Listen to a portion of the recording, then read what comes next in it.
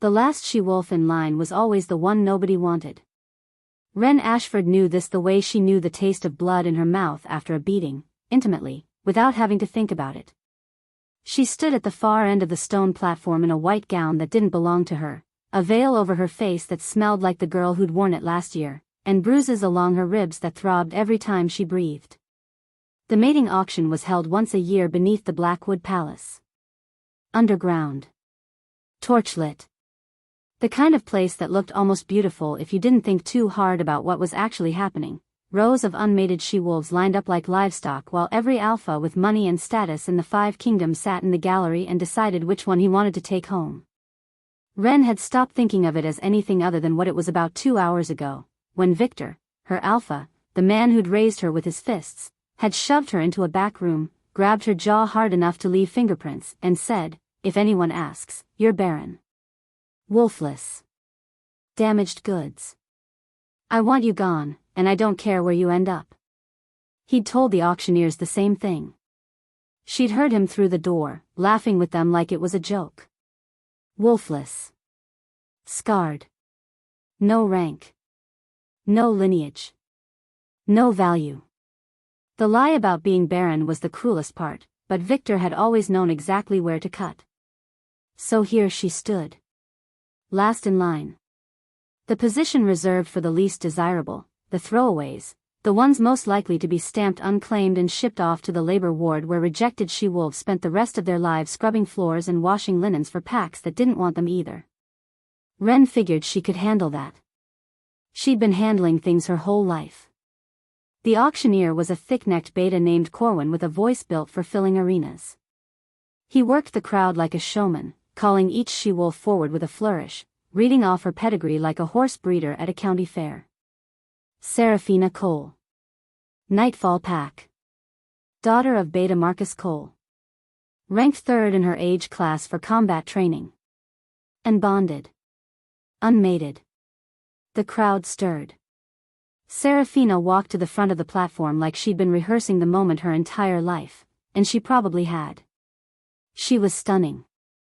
Tall, dark-haired, with the kind of confidence that came from never being told she was worthless. Her gown fit like it had been sewn onto her body. She moved with the particular grace of a woman who knew exactly which man she was walking toward. Everyone knew Seraphina had been groomed for the Alpha King.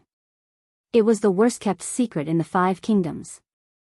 The Nightfall Pack had spent years positioning her, the right training, the right connections, the right dress at the right moment. All she needed was for Cale Blackwood to raise his hand. He didn't. Seraphina stood at the front of the platform, veil lifted, chin high, and Cale Blackwood didn't move.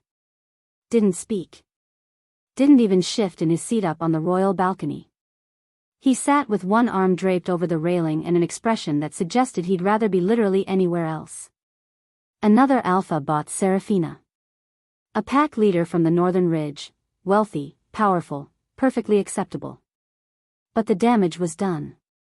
The whole room had watched the Alpha King pass on the most eligible she-wolf in the auction, and the humiliation of it settled over Seraphina's face like a mask cracking in slow motion. She kept her composure. Barely. But her hands were fists at her sides as she was led away. Wren watched from the end of the line and felt something close to sympathy. She knew what it looked like when someone held themselves together by sheer force of will. She did it every day. The auction continued. She-wolves were called forward, profiles read, bids made.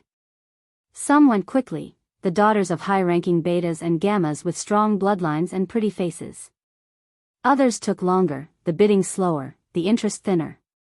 A few drew no bids at all and were quietly moved to the unclaimed section at the side of the arena, their veils still on, their futures decided in silence. Wren counted them. 4 unclaimed by the time the line worked its way down to her. 4 women who'd go to the labor ward. She'd probably see them there tomorrow. The girl next to her, a small, nervous Omega from the Greystone Pack, was called forward and bought within 30 seconds by a young alpha who looked almost as nervous as she did. That left Wren. The last wolf on the platform. Alone. Her heart was hammering. Not because she had hope. Because the absence of hope had its own kind of terror. "Last lot," Corwin announced, and he didn't bother hiding the note of boredom in his voice. He glanced down at the card in his hand, and Ren saw his eyebrows lift slightly before his expression smoothed into professional indifference. Ren. Silver Ridge Pack. No rank. No notable lineage. He paused. Looked at the card again. Wolfless. A murmur went through the crowd. Not interest, amusement. Ren felt it wash over her like cold water. Up in the gallery, she could see Victor. He was leaning back in his chair with his arms crossed and a grin on his face that she'd seen 1,000 times before. The grin that meant he was enjoying himself at her expense. No combat training, Corwin continued, reading from the card like he was listing defects on a used car. No notable qualities.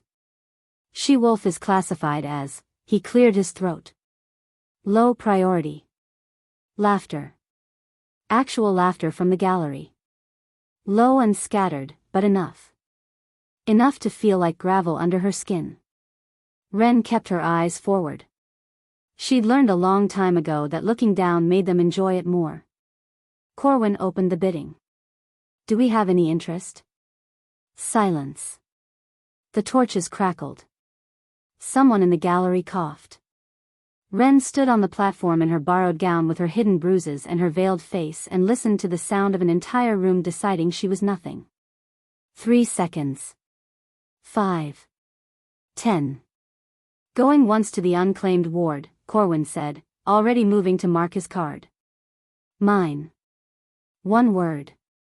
One voice. It came from the royal balcony, and it hit the room like a thunderclap. Every head turned. Ren's included, though she couldn't see much through the veil, just the blur of torchlight and the dark shape of a man standing at the balcony rail where, moments ago, he'd been sitting with the posture of someone who couldn't care less about any of this. Cale Blackwood was on his feet. The Alpha King of the Blackwood territory, ruler of the largest pack in the 5 kingdoms, the man who'd let Seraphina Cole walk away without a word, was standing at the rail with his hand raised. The silence that followed wasn't the polite quiet of a room waiting for the next bid. It was the stunned, airless silence of 200 wolves who couldn't believe what they'd just heard.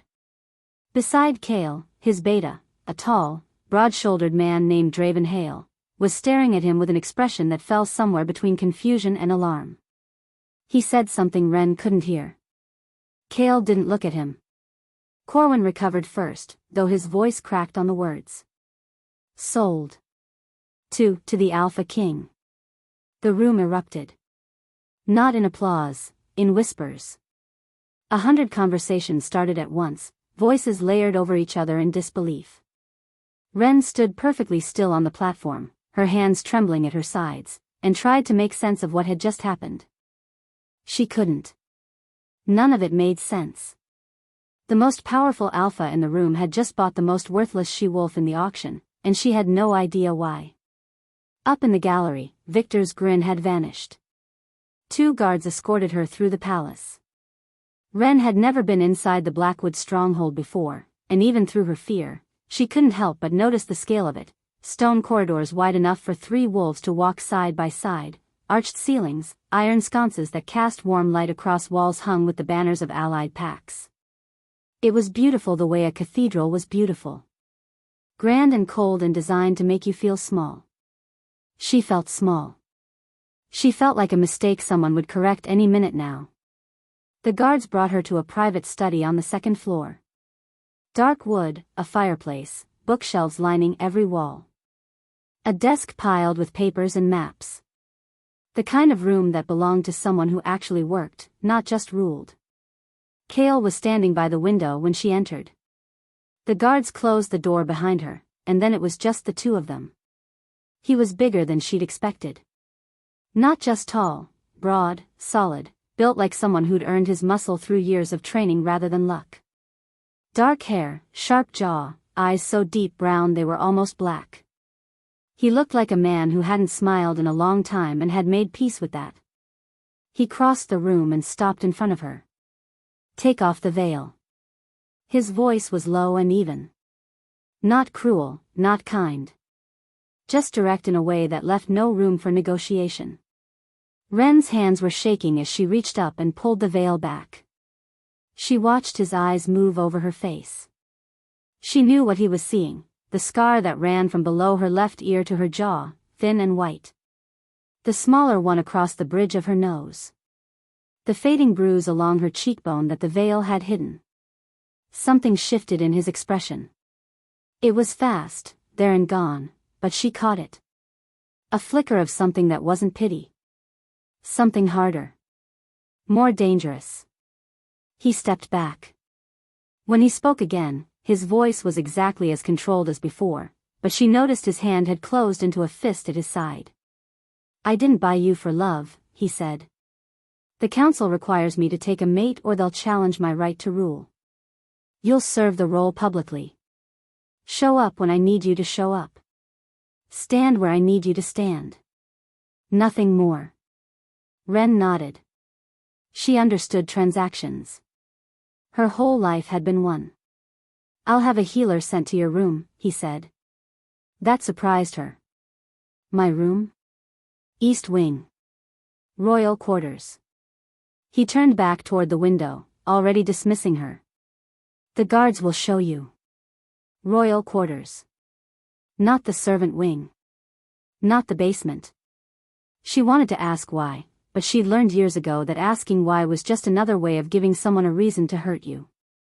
So she said, "Thank you," because it cost her nothing and might buy her safety, and she followed the guards out.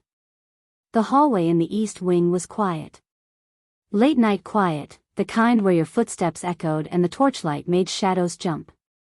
Ren walked between the two guards with her arms wrapped around herself, still trying to process the fact that she'd been bought by the Alpha King and given a room in the royal wing of his palace when 6 hours ago she'd been sleeping on a cot with no blanket in Silver Ridge. They passed a man in the corridor. He was tall, dark-haired, built like a fighter. Kale's Beta, the one who'd been standing beside him at the balcony. Draven Hale. He was leaning against the wall like he'd been waiting there, arms crossed, head down. He looked up as they passed. Their eyes met. Ren's were silver gray, unusual for a wolf, unusual for anyone. She'd been told they were her mother's eyes, though she didn't remember her mother. She didn't remember much of anything from before Silver Ridge. Draven Hale looked into those eyes, and his face went white. Not surprised. Not confused. White. The color drained out of him so fast that for a second Ren thought he might pass out. His hand shot to the wall like he needed it to stay standing, and his mouth opened, then closed, then pressed into a hard line. Ren looked away. She didn't know this man, didn't know why he was staring at her like he'd seen a ghost. She had enough problems without adding someone else's reaction to the list. The guards led her to her room. She went inside. The door closed. In the hallway, Draven Hale stood alone. His hands were shaking. He reached inside his jacket and pulled out a photograph, old, creased, the edges stained dark brown with something that might have been blood. He'd carried it for 5 years, ever since he'd found it in his father's things. A reminder of what his family had done. A wound he pressed on when he needed to remember why guilt mattered. The photograph showed a family. A woman with silver gray eyes, smiling, her arms wrapped around a little girl on her lap. The girl was maybe 3 years old. Same silver gray eyes. Same face. 20 years ago, that family had been slaughtered. Every last one of them. The Ashford bloodline, the original Alpha family, the founders of the 5 kingdoms, wiped out in a single night of fire and blood. Everyone said there were no survivors. Draven stared at the photograph in his trembling hand, then looked down the empty hallway where the girl with the silver gray eyes had just disappeared into the Alpha King's royal wing. "No," he whispered. "It can't be." He pressed the photograph against his chest and closed his eyes. "She's supposed to be dead." If you are enjoying this video, do well to hit the like button and subscribe to this channel. Chapter 2. Ren woke up and didn't know where she was. Her body reacted before her brain caught up, heart slamming, muscles locked, fingers gripping the sheets like she could hold herself in place. At Silver Ridge, not knowing where you were meant you'd been moved in the night, dragged to the basement, locked in the shed, dumped somewhere worse. Sheets. Actual sheets. Soft ones. She opened her eyes. The room was large and quiet and filled with early morning light. There was a dresser. A rug. A door with a lock that worked from the inside. A bathroom that belonged to her. Her room. The words didn't feel real. She dressed in the same borrowed gown from the night before because she didn't have anything else, and stepped into the hallway. The palace was already awake. Servants moved through the corridors with trays and linens. Ren pressed herself to the wall to let them pass. Make yourself small, stay out of the way, don't give anyone a reason to notice you. They noticed her anyway. A maid looked her up and down and didn't hide the curl of her lip. 2 kitchen girls whispered and laughed as she passed. A guard looked straight through her like she was glass. Word had spread. The Alpha King had bought the Wolfless nobody, and the palace had already decided she didn't belong. Ren found the garden through a side door.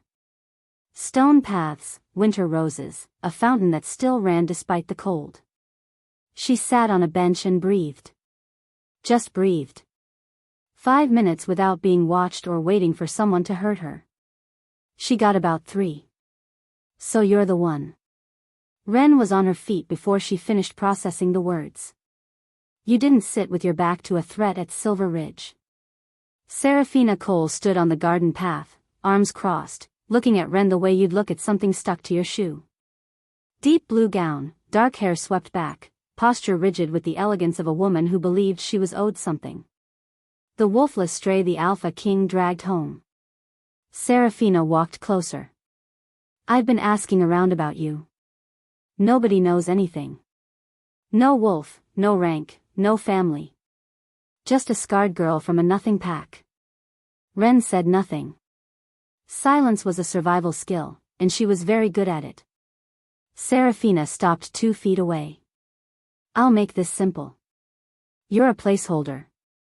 A political prop. He needed a body to satisfy the council, and you were the cheapest option in the room. She leaned in. He'll discard you within the month. And when he does, I'll be waiting. Then she grabbed Ren's wrist. Hard. Fingers pressing into bone with controlled pressure that said I could break this if I wanted to. Ren didn't flinch. Didn't pull away. Didn't fight back. Not because she couldn't, because fighting back at Silver Ridge meant punishment 10 times worse. You swing at the enforcer, you don't get hit once. You get hit until you can't stand. The math was simple and brutal, and Ren had learned it through constant repetition. Serafina held on long enough to make her point, then let go with a small smile. Stay out of my way, little wolf. Or whatever you are. She walked back toward the palace, heels clicking like a countdown. 3 floors up, Cale Blackwood watched from his study window. He told himself he didn't care. He'd bought the girl for the council, nothing more. What happened in the garden was pack politics. His wolf disagreed. It lunged against his ribs so hard when Serafina grabbed Ren's wrist that Cale had to grip the windowsill. Mine. The word came from somewhere primal. That female touched what is mine. He shoved the feeling down with the efficiency of a man who'd been controlling his wolf since 18. He didn't claim people. He wasn't going to lose his composure over a wolfless girl he'd known for a day. But he summoned Ren to dinner that evening. He told himself it was politics, the council expected him to present his mate publicly. His wolf called him a liar, and he ignored that too. The dining hall held Cale's inner circle, warriors, advisors, the Nightfall ambassador, Draven, and Serafina. Ren arrived in a borrowed dress that didn't fit, too long in the sleeves, too wide at the shoulders, a shade of green that washed her out under candlelight. She sat where the guard directed her, ate quietly, and spoke to no one. Draven sat at Cale's right and didn't eat. He pushed food around his plate, drank too much wine, and looked at Ren exactly once before looking away so fast he knocked over his glass. The dinner was uneventful until Elder Morrigan arrived. She walked in the way thunderstorms cross a valley, slowly, inevitably, with quiet force that made everyone sit straighter. White hair pulled back tight. Dark eyes that missed nothing. She didn't ask permission to sit. Alpha King. I heard you made an interesting choice at the auction. I wanted to see her for myself. Every eye shifted to Ren. Morrigan studied her. For a long moment, nothing happened. Then something flickered in the elder's expression, recognition, fast as a blink. The specific, targeted kind that comes with fear. It was gone instantly, smoothed over by decades of composure. What's your name, child? Ren. Where are you from? Silver Ridge. And your parents? Dead. I was told they were rogues who died in a border skirmish. I don't remember them. Morrigan nodded slowly, face calm and pleasant. Under the table, her hands were shaking so badly she pressed them flat against her thighs. A border skirmish. How sad. I'm sure you'll adjust to palace life. She smiled at Kale. He didn't smile back. After dinner, Draven caught Kale in the corridor. Get rid of her. His voice was low, the edges fraying. She's a liability. No wolf, no connections, no political value. The council will use her to undermine you. Then they'll learn what happens when they try. Kale, I'm telling you, she doesn't belong here. Send her to an outer pack. Just get her out before. Before what? The question hung between them.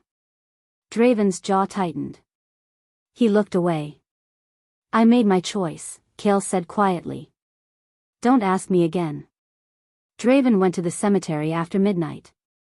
General Tobias Hale. Loyal servant of the crown. Beloved father. He crouched before the headstone and wanted to put his fist through it. Loyal servant. The words were a joke. His father had been obedient, the kind of man who could lead a raid on a sleeping family because an elder said the bloodline was too dangerous to live, then come home and tuck his son into bed. He'd found the truth 5 years ago in a locked box in his father's study. Letters between General Hale and Morrigan. Plans for the Ashford massacre. A list of targets, not soldiers, but a family. Mother. Father. 3 children. Everyone in the household. The reason was power. The Ashford bloodline carried the white wolf gene, a wolf that could command all others. Morrigan couldn't allow that. So she'd burned them out of existence and built the current power structure on their ashes. Everyone said there were no survivors. Draven had needed to believe that, because if no one survived, then his father's crime was at least finished. A horror that belonged to the past. Then Ren had walked down that hallway with silver-gray eyes identical to the woman in his photograph, and the past ripped itself open. What do I do? He whispered to the grave. The grave didn't answer. Graves never did. Ren ran a bath. Hot water from a tap instead of a pot over a fire. She kept testing the temperature, half convinced it would stop working. Nobody came to tell her there'd been a mistake. She undressed and avoided the mirror the way she always did. But tonight, something made her stop. She turned and looked at her back. The scar stretched from her left shoulder blade to her lower back. It wasn't random damage. Even through layers of burned tissue, there was a shape beneath it, deliberate lines, curves, something that had existed before Victor pressed a heated iron into her skin when she was 15. She remembered. The smell of hot metal. His hand on the back of her neck, holding her face down. Pain so enormous it swallowed her whole. He'd told her to shut up, that the mark was dangerous, that she should be grateful he was burning it off. She'd been told it was a punishment brand given to rogue children. But looking at it now, she could see what Victor had failed to completely destroy. Beneath the burned tissue, the original mark remained visible, not a brand. Something older. A wolf and a crescent moon, intertwined. A crest. Ren traced it with her fingers. She didn't know what it meant. She was still touching it when it happened. Something moved inside her. Not physically, deeper. Down in the place where wolves lived inside their hosts, the space that had been empty her entire life. A hollow room with no tenant. But now something shifted in that emptiness. Something enormous and ancient pressed against the walls of the void like a creature waking from a very long sleep. She gasped and grabbed the edge of the sink. In the mirror, her eyes flashed white. Not silver gray. Pure, blazing, incandescent white, like moonlight compressed into something solid. It lasted less than a second, and then her eyes were gray again, and she was gripping the sink with both hands, breathing hard. "What?" she whispered. "What was that?" The presence settled back into the void like something sinking beneath deep water. Still there. Still enormous. But quiet again. Waiting. Ren didn't sleep that night. She sat on the edge of the bed with the lights on and her hand over her heart, feeling for something she couldn't name. Behind the seal her mother had placed the night she kissed her daughter goodbye and sent her into the dark, the wolf settled deeper into rest. But it was closer to the surface now. Closer than it had been in 20 years. And for the first time since the night it was sealed away, it opened one eye. If you are enjoying this video, kindly hit the like button and subscribe to this channel. Chapter 3. The winter roses bloomed on a Tuesday. Ren didn't notice at first. She was walking through the garden the way she walked through everything in the palace, quietly, close to the edges, trying not to take up space. The roses had been bare for weeks, skeletal bushes lining the stone path, stripped by cold. She passed them without looking. Behind her, a maid carrying linens to the east wing stopped dead. The roses along the path Ren had just walked were opening. Not slowly, not the way flowers open over hours in warm light. They were blooming in real time, petals unfurling like fists relaxing, deep red against the frost, alive in a way that had no business existing in the dead of winter. The maid crossed herself and hurried inside. That was the first strange thing. It was not the last. Over the next several days, the strangeness grew. Wolves in the palace behaved differently around Ren. A warrior twice her size lowered his head as she passed, then stood there looking confused. Guards dropped their gazes when she walked between them.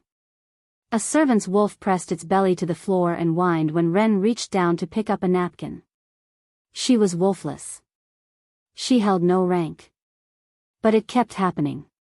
The worst of it happened during a council meeting. She'd been told to attend, Kale's orders, part of the public image. She sat beside him and tried to be invisible. Kale was mid-sentence, something about border fortifications, when Ren reached for the water pitcher at the same moment he did. Their hands touched. It was nothing. A brush of fingers, barely a second of contact. But Kale's wolf, the most dominant, most aggressive animal in the 5 kingdoms, the wolf that had never submitted to anything or anyone, whined. Out loud. Then it did something that made Kale's blood go cold. It rolled. Inside his chest, his wolf dropped and showed its belly like a pup greeting its mother. Kale pulled his hand back. His face didn't change, but his knuckles were white around the arm of his chair. After the meeting, he called Draven into his study and told him to send scouts to Silver Ridge. "I want everything. Her history, her parents, who brought her to that pack and when. Go back as far as you can." Draven's face was carefully blank. Why? Political due diligence. It wasn't. They both knew it wasn't. Serafina Cole was not a patient woman, but she was strategic. Watching Ren sit beside Kale at council, in a borrowed dress, with her scars and her silence, shattered what was left of her composure. She went to Elder Morrigan. They met in Morrigan's private chambers, a room that smelled like old paper and something sharper underneath. "I want her gone," Serafina said. "So do I," Morrigan replied. She didn't explain why. Provoke her. Publicly. Give the council a reason to remove her, a confrontation, anything that proves she's unfit to stand beside the Alpha King. The pack training yard filled fast when word spread about the sparring session. 50 wolves lined the fences, warriors, betas, off-duty guards. Kale was on border patrol, 2 days out. Serafina had timed it perfectly. Ren arrived because a guard told her she was expected. She walked into the yard in training clothes someone had left outside her door and found 50 wolves watching her from the fences, their expressions ranging from curious to amused to openly contemptuous. Serafina stood in the center of the ring, already warmed up, already smiling. "The Luna should know how to fight," she announced, loud enough for the crowd. Surely no one objects to a friendly sparring match. No one objected. No one would. This was a dominance play wrapped in protocol, and everyone recognized it for what it was. Half of them wanted to see Ren humiliated. The other half just wanted to see what would happen. Ren stepped into the ring.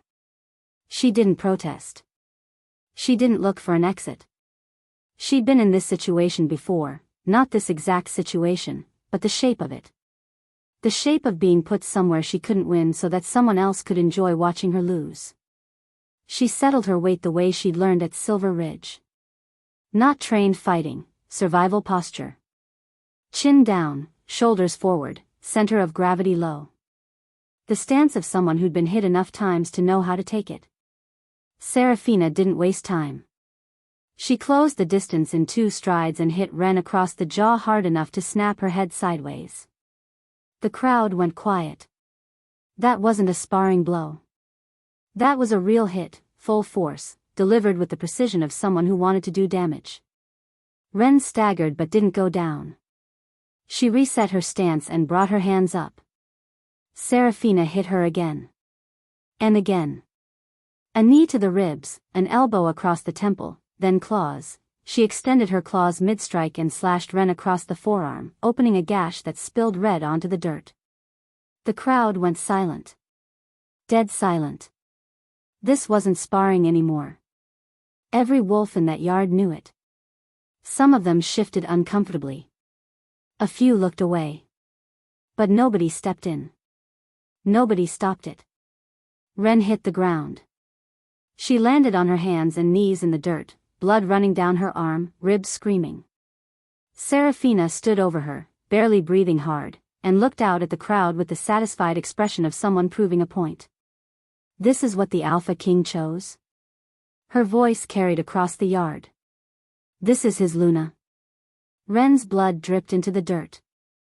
Her arms were shaking. Her vision was blurring at the edges.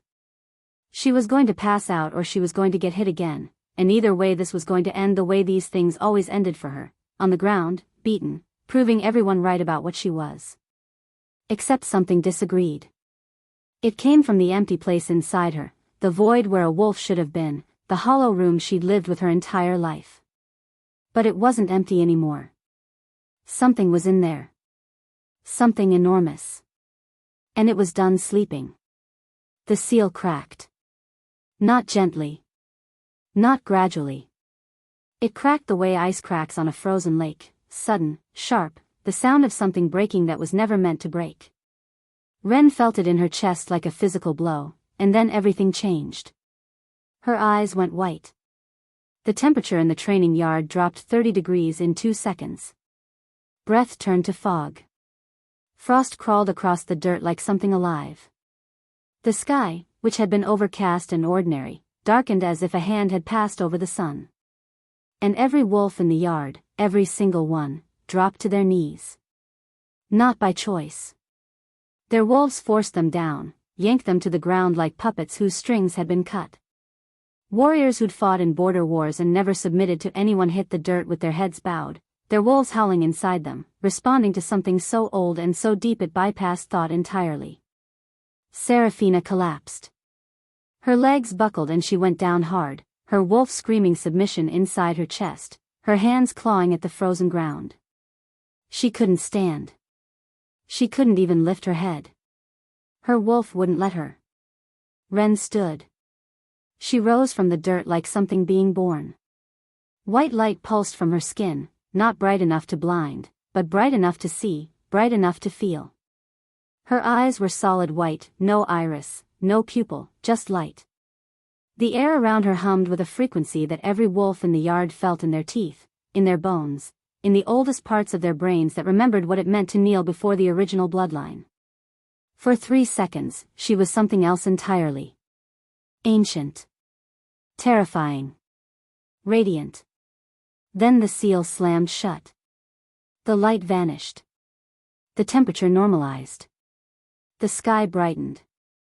And Ren crumpled to the ground, unconscious, blood still running from the gash on her arm, as every wolf in the training yard slowly lifted their heads and stared at the woman lying in the dirt.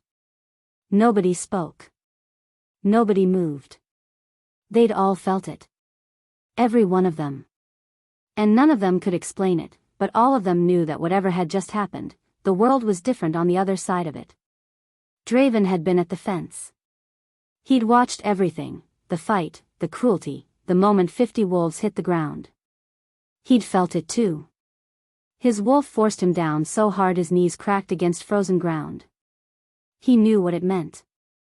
The white wolf. The wolf that commanded all others. The wolf his father had tried to erase. He had 3 choices. Tell Kale and expose everything.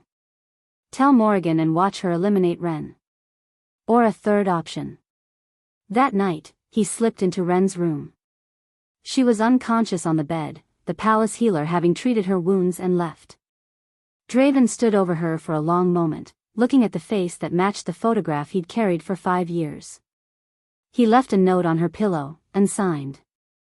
You are not who they told you. You are not Wolfless. Find the Ashford vault beneath the old ruins in the eastern forest. Go alone. Tell no one. Then he left, and closed the door behind him, and leaned against the wall in the hallway with his eyes shut and his hands shaking. Kale came back from patrol at dawn. He was briefed before he'd dismounted, 3 warriors talking over each other, trying to describe what had happened in the training yard. Kale listened to all of it with a face like stone, then walked into the palace without a word. He didn't go to his study. He didn't summon anyone. He went straight to Ren's room and opened the door without knocking. She was sitting on the edge of the bed. Awake. Trembling. The gash on her arm had been bandaged, and the bruise on her jaw was already darkening. She was holding her hands in her lap, staring at them like they belonged to someone else. What happened? His voice was harder than he intended. Not angry at her, angry at the situation, at Seraphina, at himself for being 2 days away when this went down. But it came out hard, and he watched her flinch, and something in his chest twisted. She looked up at him. For the first time since he'd met her, since the auction, since the veil, since that first night in his study, she didn't look scared. The fear was still there, underneath, the way it was always underneath with her. But it wasn't the thing driving her expression anymore. She looked confused. Lost. And something else, powerful. I think something is inside me, she said quietly. And I think it's been there my whole life. Kale's wolf hit him like a freight train. It surged forward so hard and so fast that his eyes shifted gold before he could stop it, the deep, burning amber that only came out in combat or when his wolf was responding to something it considered bigger than itself. His vision sharpened. His canines elongated a fraction. Every instinct he had narrowed to a single point, the woman sitting on the bed in front of him. His wolf recognized hers. Not as a mate, not yet, not quite. As something else. Something older. Something that his wolf, the most dominant animal in the 5 kingdoms, the wolf that had never bent for anyone, wanted to bow to. Kale stood in the doorway with gold eyes and white knuckles and felt his wolf try to pull him to his knees. He didn't kneel. He locked every muscle in his body and stayed standing through sheer, grinding force of will. But it cost him. She could see it cost him. And Alpha King Kale Blackwood had never bowed to anything in his life. If you are enjoying this video, do well to hit the like button and subscribe to this channel. Chapter 4. The note was on her pillow when she woke before dawn. Ren read it 3 times, standing barefoot on the cold floor in the gray light, her hands steady even though the rest of her wasn't.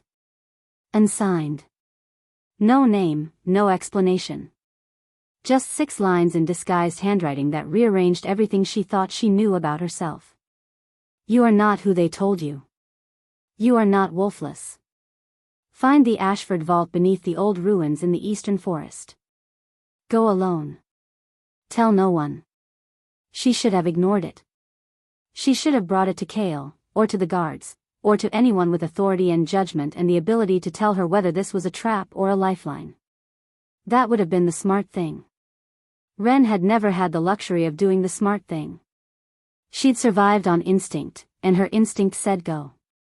She dressed in the dark, took nothing, and slipped out of the palace through the garden door before the first servants were awake. The eastern forest started where the Blackwood territory ended, dense, old growth, the kind of woods that swallowed sound. Wren followed the tree line east for an hour until she found the ruins, crumbled stone walls overtaken by moss, the skeletal remains of what had once been a stronghold. She didn't know why the sight of it made her chest ache. Beneath a collapsed archway, she found a door set into the ground. Stone, heavy, carved with symbols that made the presence inside her chest strain forward. Wren put her hand on the door. It opened. No handle, no lock. The stone responded to her touch, grinding sideways to reveal a staircase descending into the dark. Blood magic. Keyed to bloodline. Keyed to her. The vault was small and dry, preserved by whatever magic had sealed it. A single room carved from bedrock, lit by stones set into the walls that glowed faintly when she entered, as if they'd been waiting. A wooden table. A chair. A chest. And on the table, arranged with the careful deliberation of someone who knew they were running out of time, a stack of leather-bound journals. Wren opened the first one and started reading, and the world she'd known for 23 years fell apart. Her mother's name was Alara Ashford. Her father was Ronan Ashford, Alpha of the Ashford Pack, the original pack, the founding bloodline of the Five Kingdoms. The journals told their story in Alara's steady, elegant hand, how the Ashford line had carried the white wolf gene for generations. How the white wolf could command all wolves, not through dominance or fear, but through the primal bond that connected every wolf to the moon itself. How the Wolf Council, led by Elder Morrigan, had grown terrified of a power that would make their authority meaningless. And how Morrigan had decided to solve that problem permanently. The massacre wasn't a war. It wasn't a border dispute or a political conflict. It was an assassination, ordered by Morrigan, carried out by General Tobias Hale, executed in the middle of the night against a family that had trusted both of them. Alara's entries from those final days were short, urgent, the handwriting deteriorating as fear took hold. They're coming. Morrigan has turned the council against us. Tobias brings soldiers at dawn. We cannot fight them all. The last entry was the longest. Alara had written it knowing she would die. I've sealed our daughter's wolf. The white wolf sleeps inside her now, hidden behind a barrier that only blood or the moonstone can break.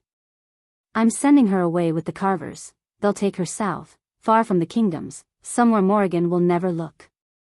My sweet girl. She won't remember any of this. She won't remember me. That's the mercy of it, and the cruelty. Once the seal breaks, there is no hiding. Every wolf in the Five Kingdoms will feel the white wolf's awakening. They will come for you, some to worship, some to destroy. Be ready, my love. Wren closed the journal. Her hands were shaking. Her face was wet and she didn't remember starting to cry. The carvers. The rogue couple who were supposed to take her south. They'd been intercepted by Silver Ridge, by Victor. And instead of a life in hiding, Wren had gotten 20 years of fists and cold floors and being told she was nothing. She opened the chest. Inside, wrapped in cloth that had somehow stayed clean for 2 decades, was a pendant on a silver chain. A moonstone, milky white, warm to the touch, pulsing faintly with a light that seemed to breathe. Her mother's final gift. Wren held it in her palm and felt the presence inside her surge toward it like a wave toward shore. The wolf wanted it. The wolf wanted out. Not yet, she told herself, and didn't know where the steadiness came from. She closed her hand around the pendant and put it in her pocket. Then she climbed out of the vault and started back toward the palace. While Wren was underground reading her mother's journals, Kale's world was coming apart above ground. The scouts returned from Silver Ridge at mid-morning. Kale expected a standard background report. What he got was worse. She wasn't abandoned, the lead scout said. She was placed. Victor's pack received monthly payments for 20 years. The instructions were explicit: keep the girl alive but broken. Never let her shift. Never let her leave. Kale's hands went still on his desk. Who paid? The Wolf Council's discretionary fund. Elder Morrigan's fund. The silence that followed was the kind that precedes violence. Every wolf in the room felt the temperature of their alpha's rage and took an involuntary step backward. Kale stood, walked to the door, and said one word. Draven. They met in the corridor. Draven took one look at Kale's face and knew it was over. Tell me, Kale said. His voice was quiet, which was worse than shouting. Tell me everything, or I will break every bone in your body and find out from someone else. Draven told him. Everything. His father's letters. The Ashford massacre. Morrigan's orders. The truth about the White Wolf bloodline and the 20-year conspiracy to ensure it never resurfaced. And Wren, the last Ashford heir, sealed and hidden, delivered into the hands of an abuser by the same system that had murdered her family. Kale hit him. One strike, open-handed, hard enough to send Draven into the wall. Draven didn't fight back.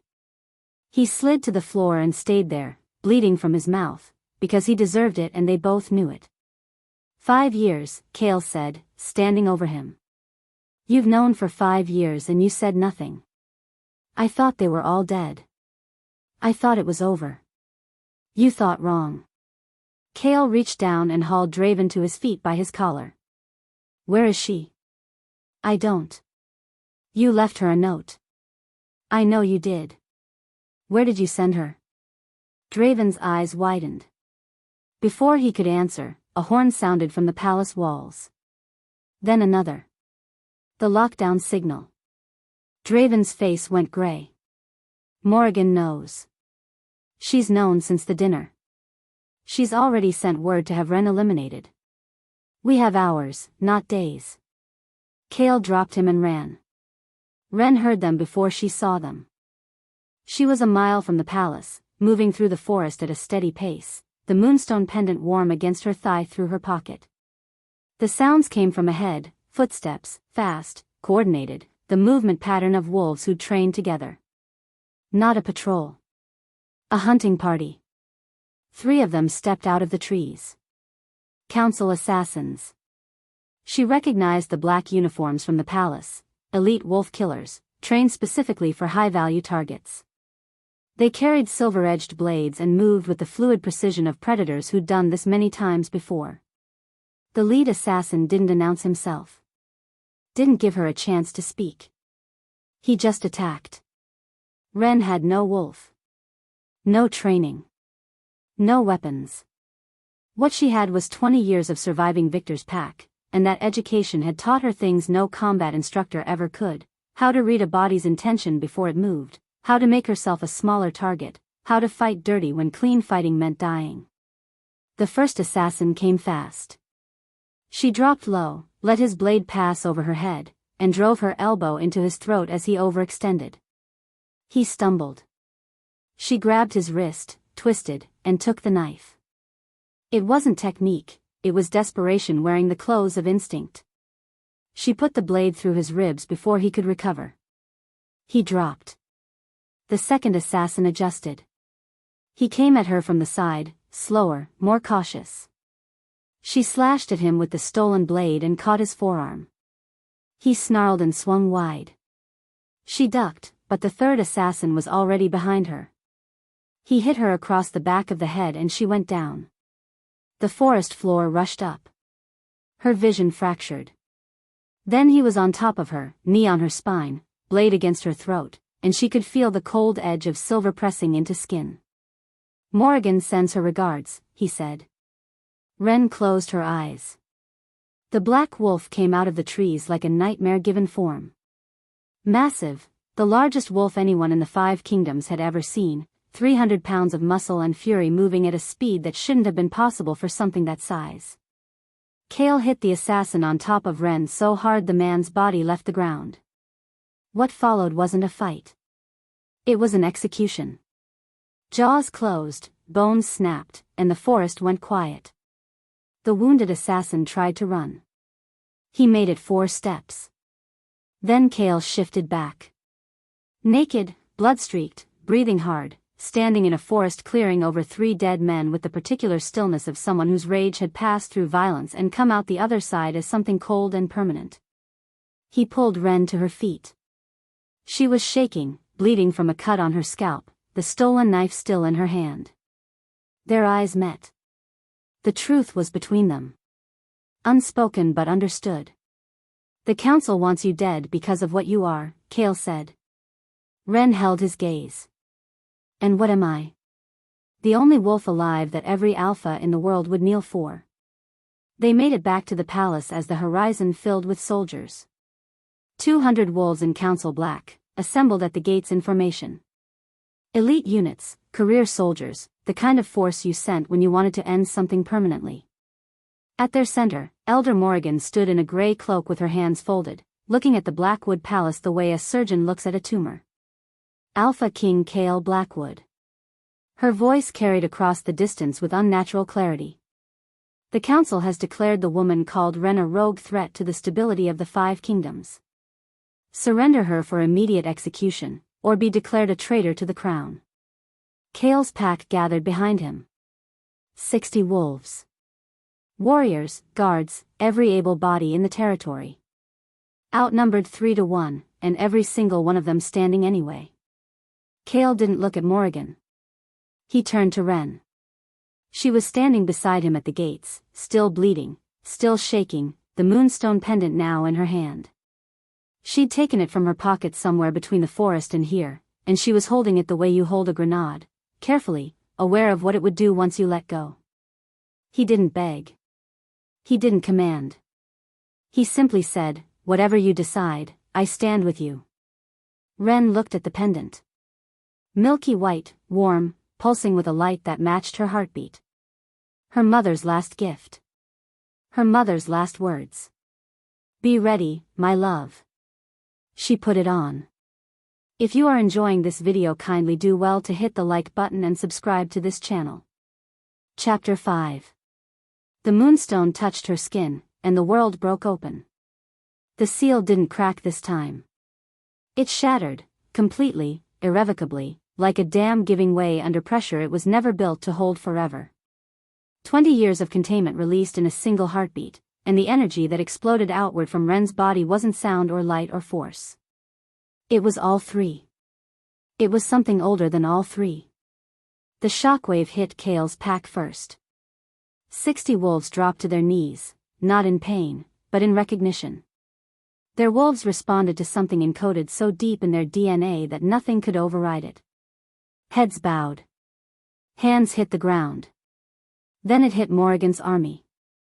200 soldiers felt it roll through them like a tide. Wolves in the front ranks whimpered. Others shifted involuntarily, rolling onto their backs, bellies exposed. The formation crumbled from the inside out as biology overrode every order Morrigan had ever given. Morrigan screamed at them to hold the line. They couldn't hear her. They couldn't hear anything except the frequency humming through every wolf within 100 miles, a vibration that lived in bone and blood, the part that remembered what it meant to answer to the original bloodline. And at the center of it all, Ren shifted. She'd never done it before. But the wolf that poured out of her didn't care about belief, it cared about being free. The shift was violent and beautiful, her body remaking itself in white light, and when it was done, the wolf stood in her place. Enormous. Nearly as large as Kale's black wolf. Pure white from nose to tail, silver eyes glowing like twin moons. The air hummed. Snow began to fall from a clear sky, soft, impossible, drifting through the torchlight like the world itself was bowing. The white wolf had returned. Morrigan stared across the field at the white wolf and understood, with the clarity of someone watching their life's work collapse, that she had failed. 20 years. 20 years of payments and politics and carefully maintained lies, and the Ashford bloodline was standing at the Blackwood gates in full shift, doing the one thing Morrigan had spent 2 decades making sure would never happen. She had one option left, and she took it. Morrigan shifted. Not into the frail elder the palace knew, into the wolf she actually was, the one she'd kept hidden for decades. She was massive, dark gray, scarred from battles most living wolves didn't remember. Old and powerful in the way that ancient things are powerful, not fast, not flashy, but dense with accumulated force. She reached up before shifting and ripped something from around her neck, a thong on a leather cord. Long, white, curved. A trophy she'd worn for 20 years against her skin. I killed the last white wolf with my own teeth, she snarled, her voice distorting as the shift took her. I'll do it again. Ilara's thong. Ren's mother's thong. Kept as a souvenir by the woman who'd murdered her. The white wolf's silver eyes locked onto it, and something shifted in the air, something that went beyond anger into a place that was quiet and absolute and terrifying. Ren charged. They collided in the space between the two armies, and the impact shook the ground. Morrigan was old and strong and fought with the viciousness of someone who'd been killing to maintain power for longer than Ren had been alive. She knew where to bite, where to tear, how to use her weight. She drove Ren back across the frozen ground, jaws snapping, claws raking. She caught Ren across the back, right across the brand scar, the place Victor had tried to burn the Ashford crest away. The old wound reopened under Morrigan's claws, and Ren's blood hit the ground, steaming in the cold air. Something extraordinary happened. The crest on Ren's back, the wolf and crescent moon that Victor had scarred and burned but never fully destroyed, blazed with white light. Not the dim glow from before. A full, blazing radiance that lit up the battlefield like a second moon had dropped from the sky. The burned tissue dissolved. The scar healed. The crest restored itself completely, glowing through her white fur like a brand made of starlight. It had never been just a birthmark. It was a seal within a seal, her mother's final protection, activated by combat and blood, the last gift Ilara had hidden in her daughter's skin. Ren's power doubled. She hit Morrigan so hard the elder's wolf skidded 20 feet across the frozen ground. Before Morrigan could recover, Ren was on her, pinning her down, jaws around her throat, the full weight of the white wolf pressing Morrigan into the earth. Every wolf on the field felt it, the white wolf's judgment. Ancient. Absolute. The air itself seemed to hold its breath. Morrigan's wolf whimpered beneath Ren's jaws, submitting fully, completely, the way it should have submitted 20 years ago instead of tearing out Ilara Ashford's throat. Ren could kill her. Every wolf present knew it. The pressure of those jaws, one flex of muscle, and Morrigan's life would end the same way Ilara's had. But Ren was not her mother's vengeance. She was her mother's mercy. She released Morrigan's throat and did something worse. She reached in. Not physically, deeper than that. Into the bond between Morrigan and her wolf, the connection that made a shifter, the thread that tied human to animal. A power only the white wolf possessed, the ability to sever that bond completely. Ren pulled, and the thread snapped. Morrigan's scream was the worst sound anyone on that field had ever heard. Her wolf was ripped away from her, not killed, not subdued, but severed. Gone. The shift reversed violently, dumping Morrigan back into her human form, naked and gasping on the frozen ground, clawing at her own chest where her wolf had lived for over a century. It was gone. She was human. Mortal. Powerless. A fate worse than death for a wolf. And a mercy she did not deserve.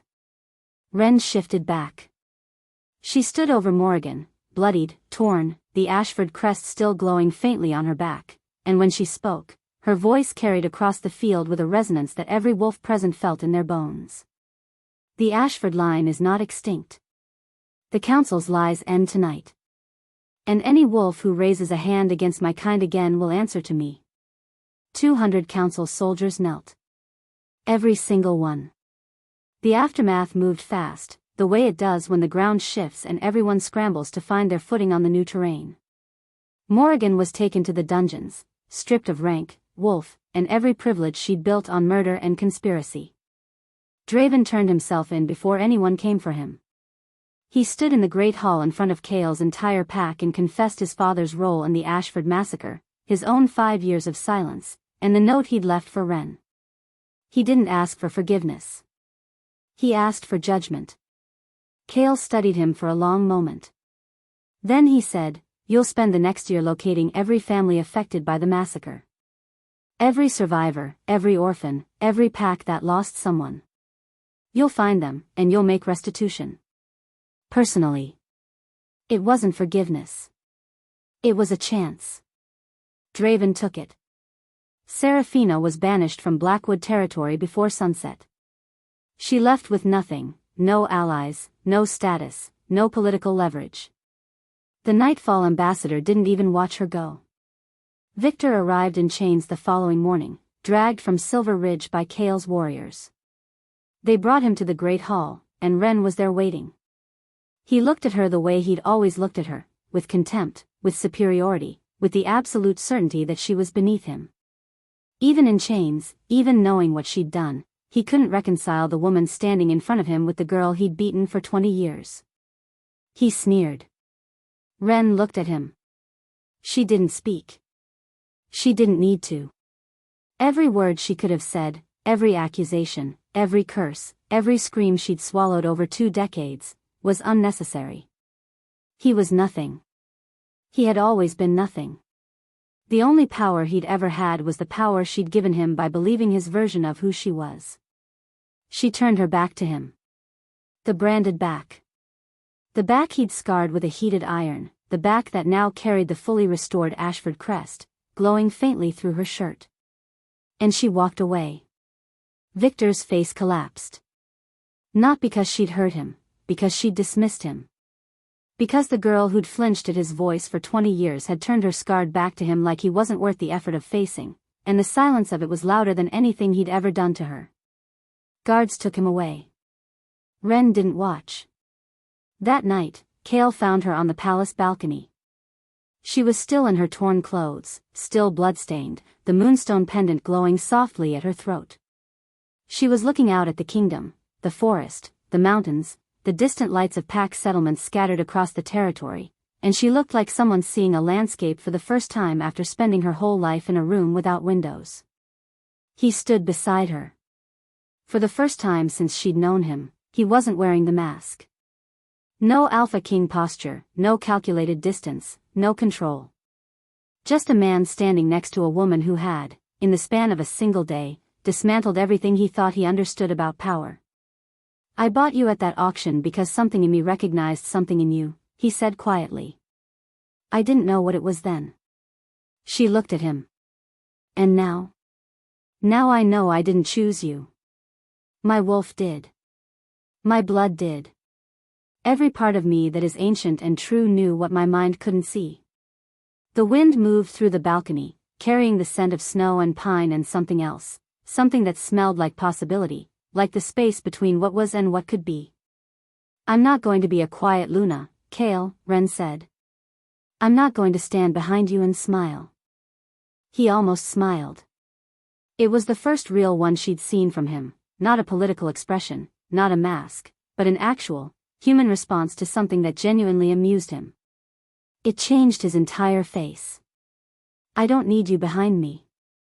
I need you beside me." He paused. "Or in front of me." Honestly, after today, probably in front. Ren laughed. It surprised her. She couldn't remember the last time she'd laughed, actually laughed, not the hollow performance of it, but the real thing, the involuntary sound that comes when something catches you off guard and your body responds before your defenses can stop it. It was small and startled and completely real, and Cale looked at her like he'd just heard something he wanted to hear for the rest of his life. He extended his hand. Not as a king. Not as an alpha. As her mate. The 5 kingdoms need a new council. The packs need to know the truth. And every wolf out there just felt your awakening. His eyes held hers. The world changed tonight. Ren took his hand. His fingers closed around hers, warm, steady, certain. Then let's make sure it changes for the better. They stood together as the moon rose over the Blackwood Kingdom, the feared Alpha King and the unwanted she-wolf who turned out to be the most powerful wolf alive. The snow had stopped, but the air was still cold and clean, and the moonlight turned everything silver. And somewhere, deep in the spirit realm, in a place where the dead watch over the living and love doesn't end just because a heart stops beating, a woman named Alara Ashford finally closed her eyes. And rested. If you enjoyed watching this video and want to see more videos like this, kindly hit the like button and subscribe to this channel. Drop your thoughts in the comments section below and share this video to family and friends. The end.